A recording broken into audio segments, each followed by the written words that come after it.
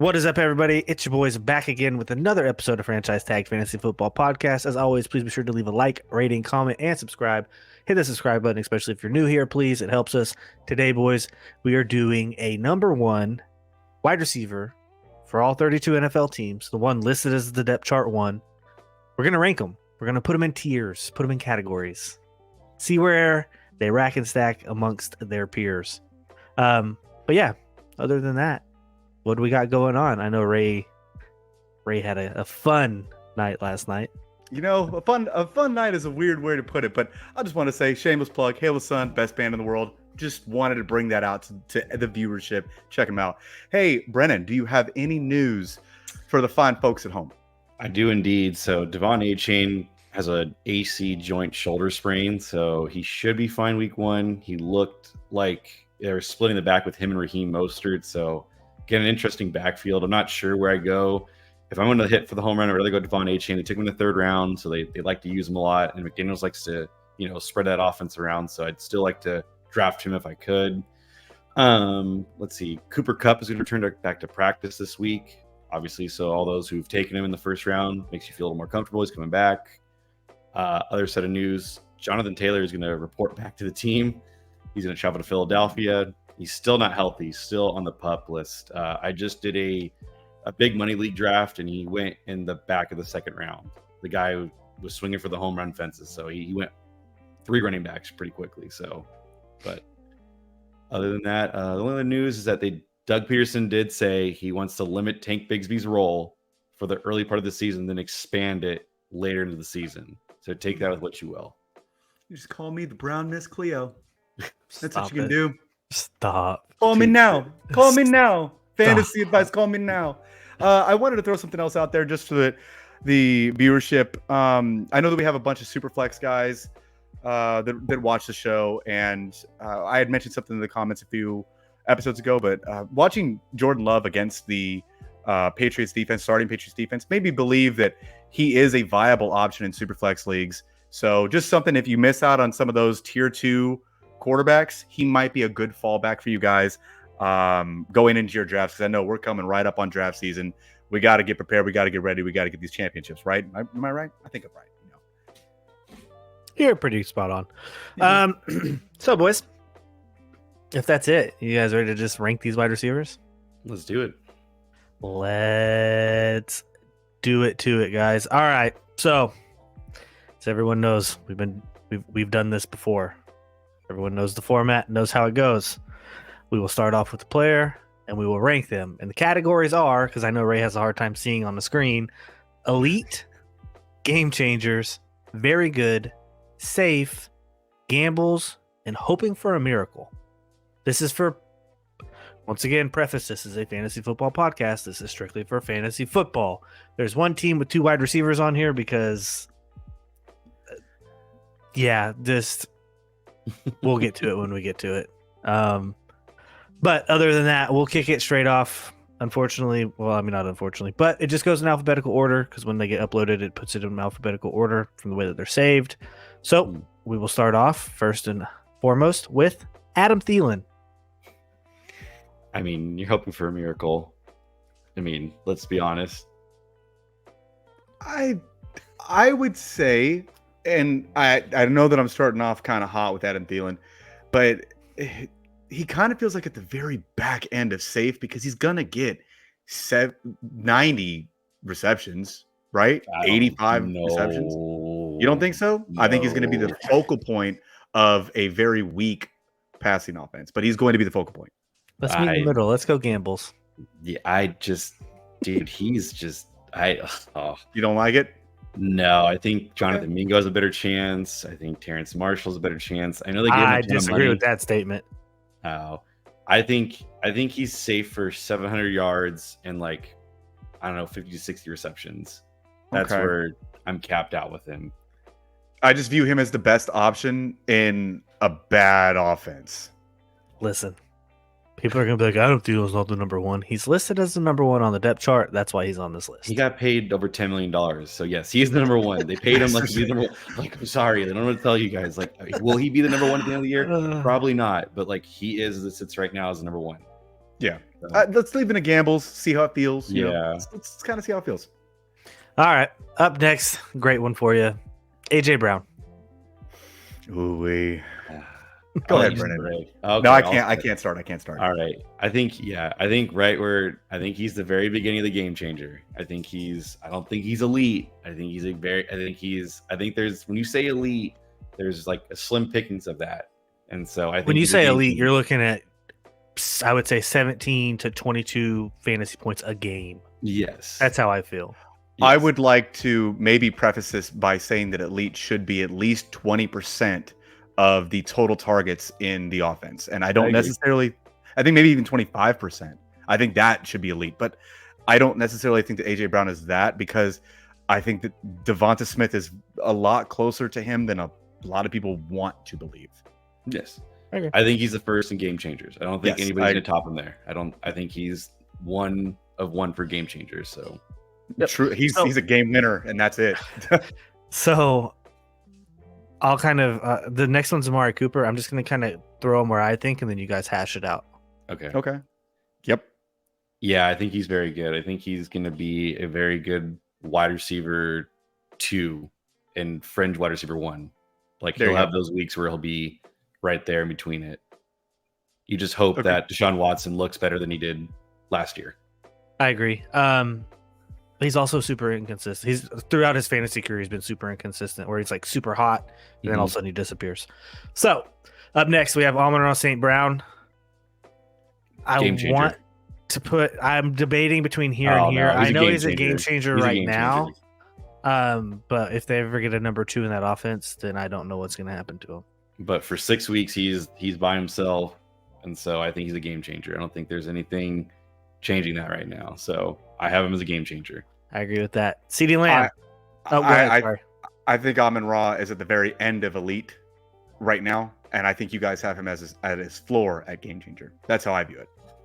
If we're basing it solely off target share, I would agree with you, but you got to take target share and average fantasy points into consideration. So I do agree with you guys. Game changer, very good game changer. CeeDee Lamb, he's still. I put him ahead of Amon-Ra. I'd put him ahead of Amon-Ra. Okay, we can start stacking as we go.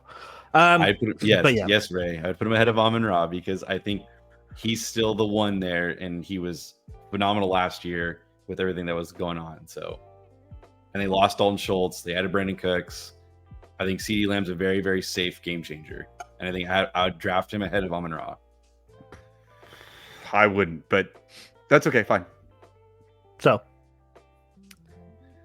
nothing else, Ray? Nothing else for No, that's it. No. Oh, No, okay, that's it. okay. No. Chris Olave. Game He's changer very as good. well. I think he's game changer. He's very good as of now. It's too small of a sample size, especially with him getting knocked out last year. Yes, I agree that he was on pace, a little better pace than Garrett Wilson last year. If he wouldn't have got hurt, he probably would have won Offensive Rookie of the Year rather than Garrett Wilson.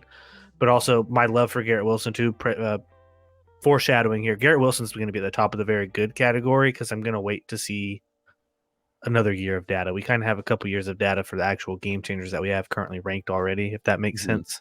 I see what So I'd you're like to see prefacing this year. yes. But I do agree he could be the back end of the game changers after we hash all this stuff out and figure out who goes where. Okay. The reason I wanted to put him up there so that we can kind of get this out of the way is outside of Garrett Wilson, I mean, Chris Olave played with the worst quarterback play in the league. That's true. And you have to think there's no damn way that Derek Carr is going to not be better than Andy Dalton last season. There's no way. Yeah. Andy Dalton was absolute cheeks. I wouldn't have an issue with him being in the game changer. Fair. You just sold me with the quarterback argument. Yeah, I think he's at the very end of game changers. And I think that's probably the stoppage point for game changers is that. Okay.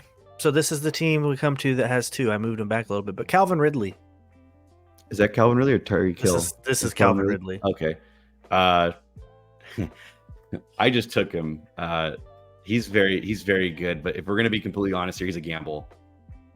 That's true. Only because he gambles in real life, but he's a gamble in fantasy too. I wish I could add another image of him real quick and just put him in 2 spots. I hate you so much. I wish the gamble was closer to very good. he's in a weird spot. Yes. He's a tough one to rank, honestly. But if you're looking, He's very good. He is very good, but he is I should have Yes. I should have thought of this and printed out to Calvin Ridley. Just put him on both. Just put him in both. Yeah, but no, he's very good. I think Here, hold on, regardless- wait. Where are we at here?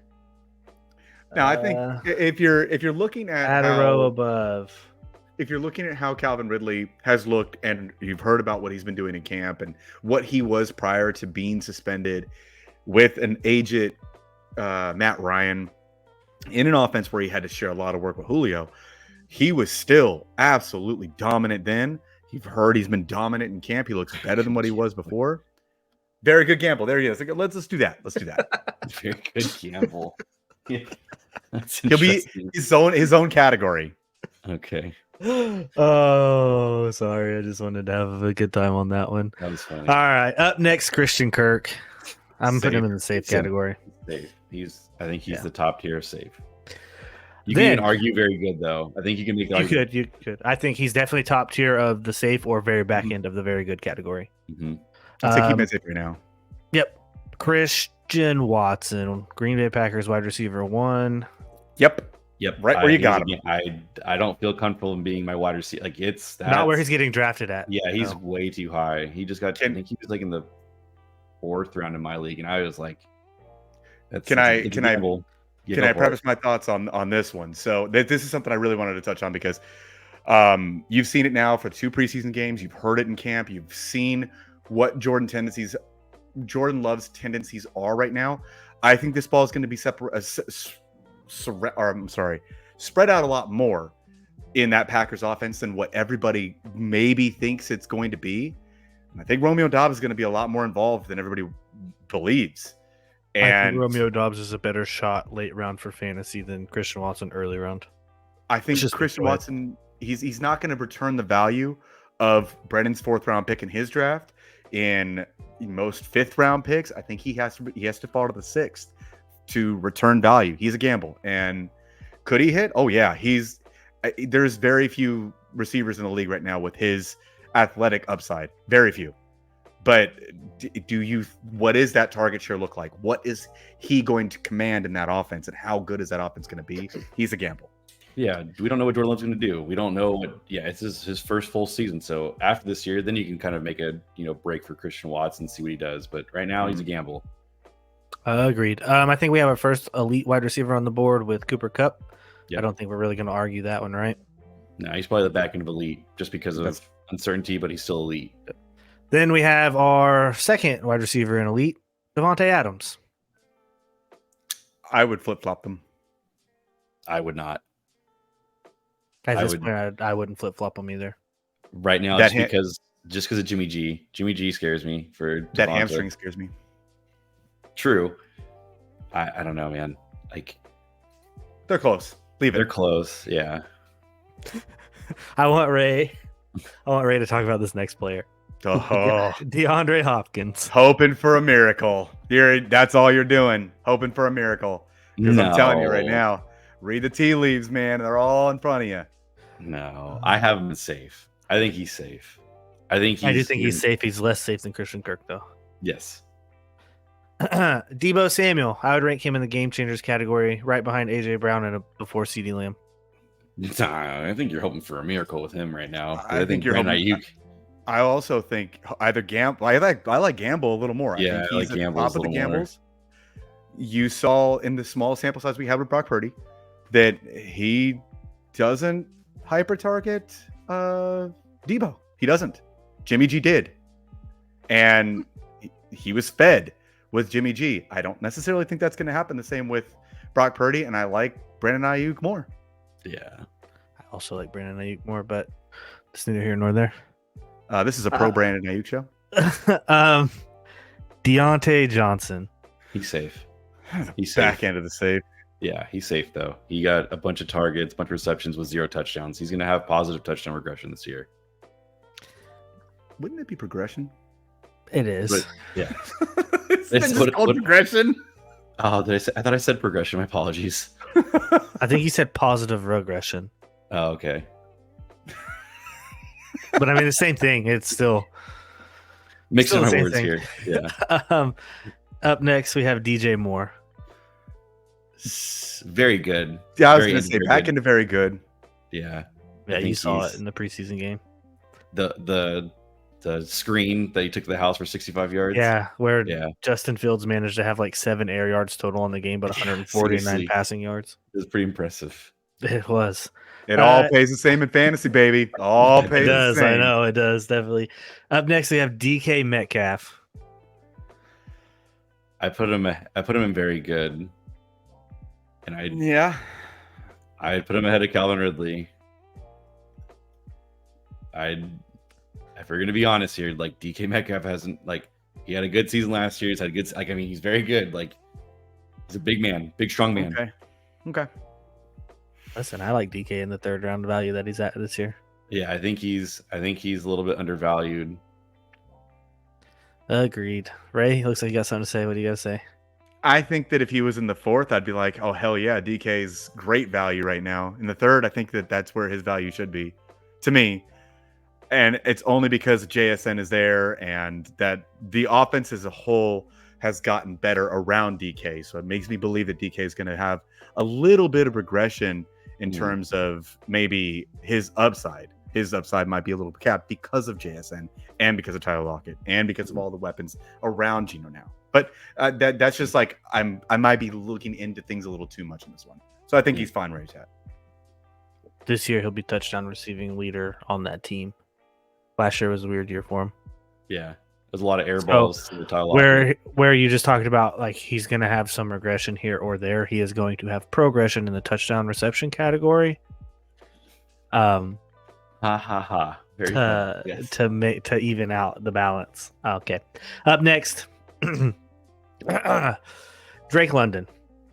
He's a gamble. He's gamble. Honestly, you don't know.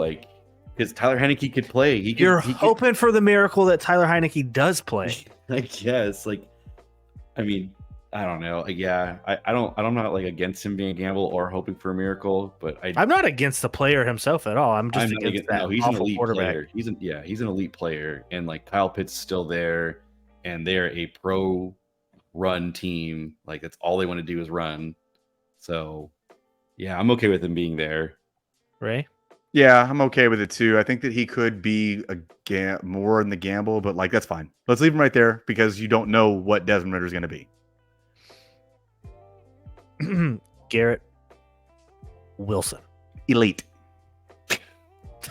Elite.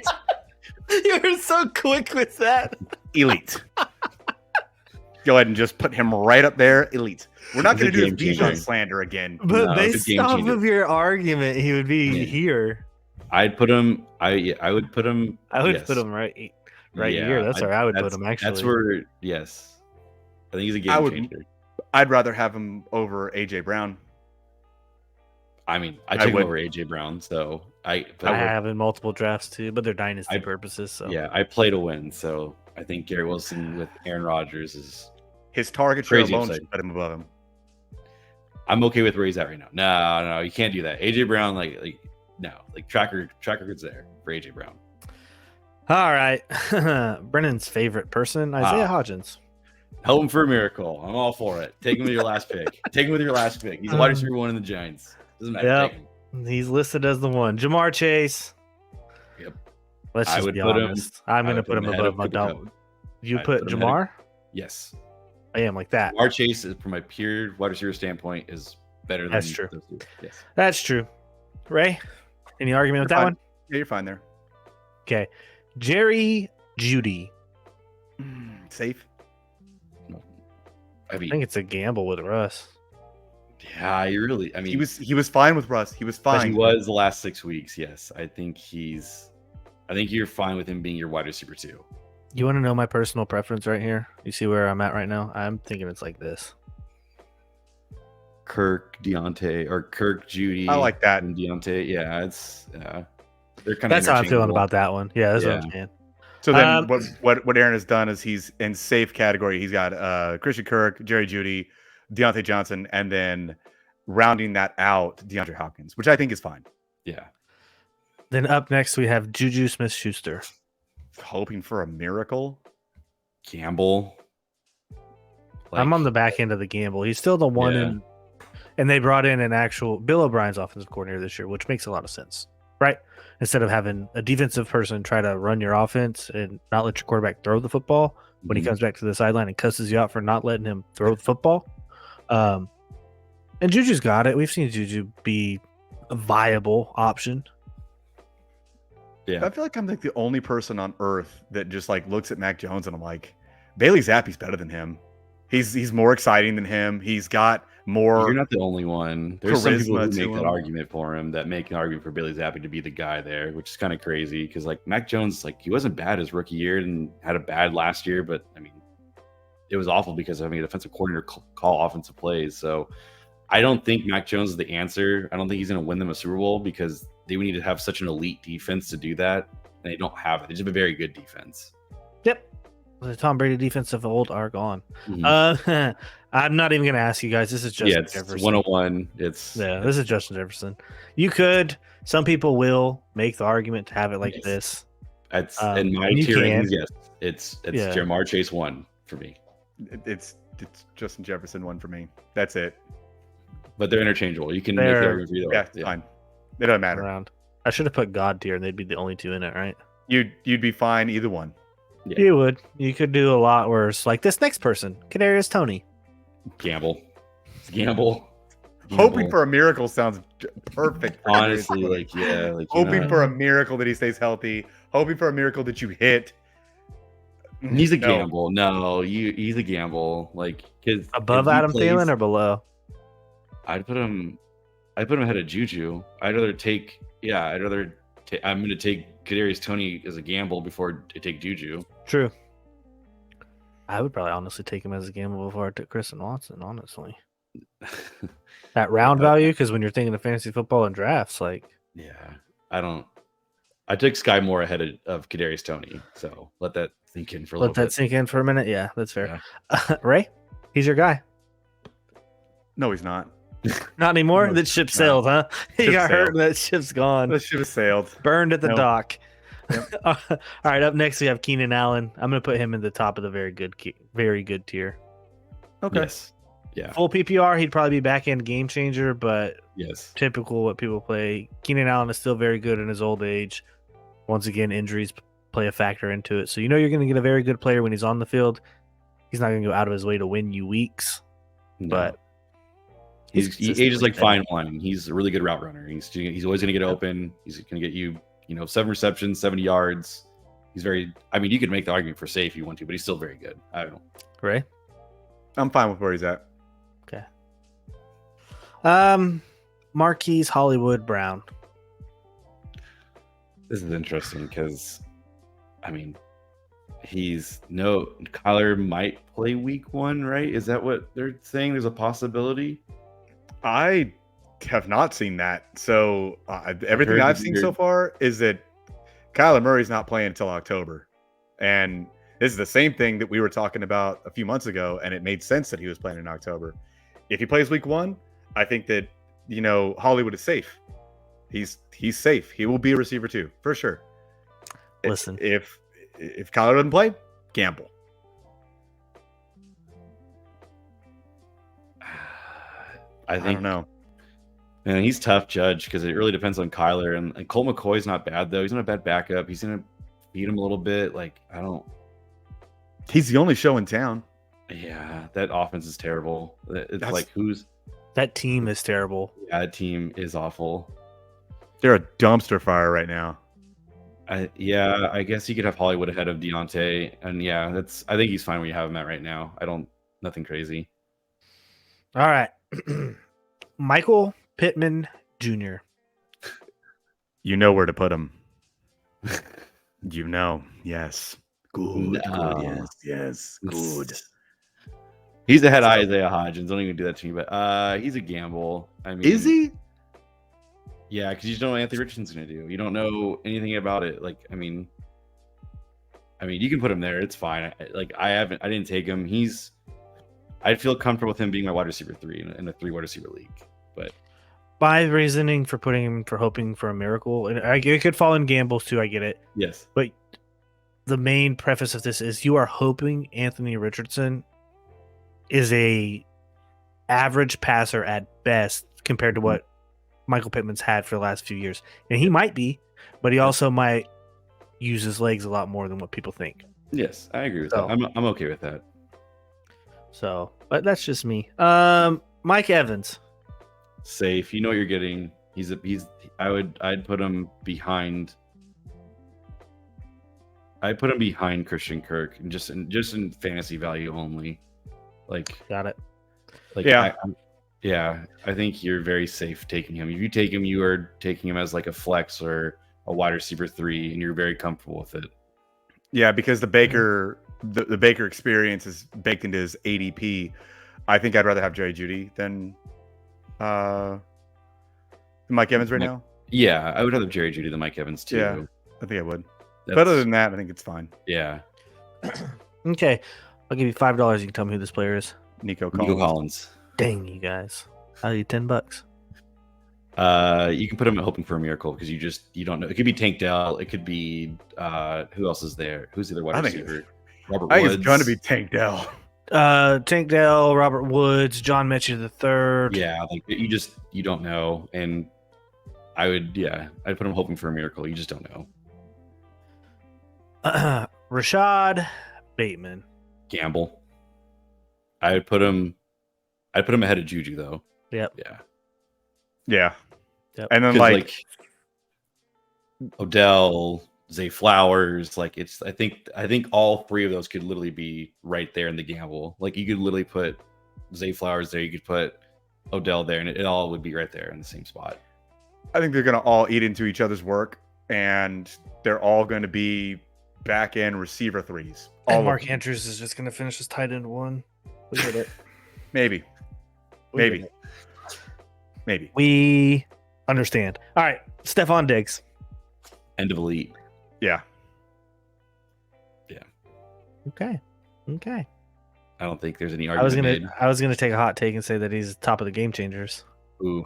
I mean, you can make that argument, but I think I don't know, man. Josh Allen just loves Stephon Diggs. So and his target share there's nobody else. That's the problem. Yeah, so like his target share, like over 100 receptions, over like 1,300 yards, double-digit touchdowns. Like that's elite production.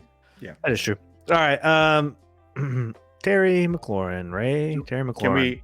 Can we just like put him on his own tier of like this is how good he actually is in real life, and should then like be better, but isn't? Yeah, like truly he should be in the elite category, but he can't because they can't draft a quarterback to save their lives out in Washington. So he's probably a gamble, and it's he's at the top of the gamble for me. I put him at the top of hoping for a miracle.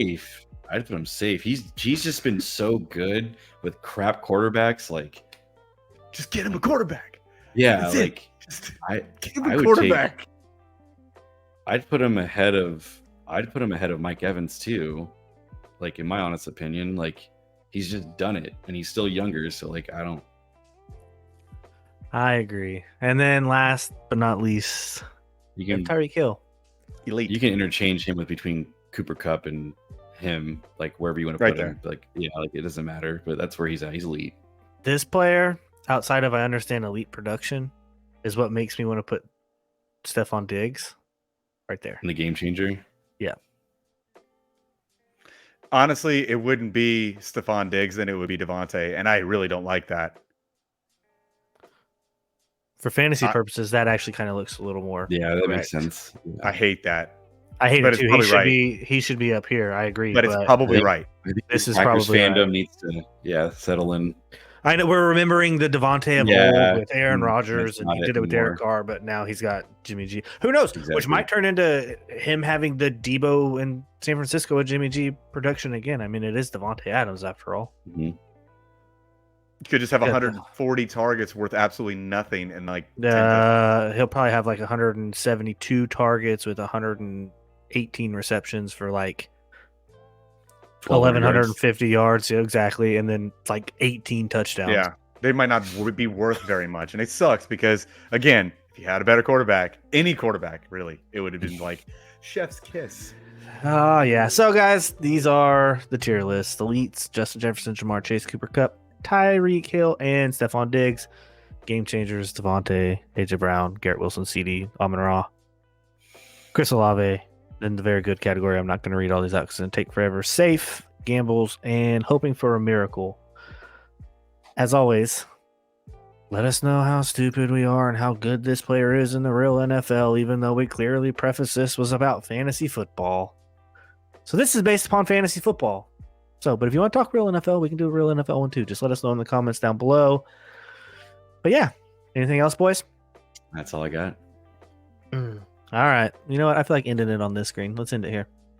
But as always, please leave a like, rating, comment, and subscribe to the show or channel and show. It is a show technically on the channel, so we're good there. Just subscribe. Smash the subscribe button. Until next time, we'll see you later.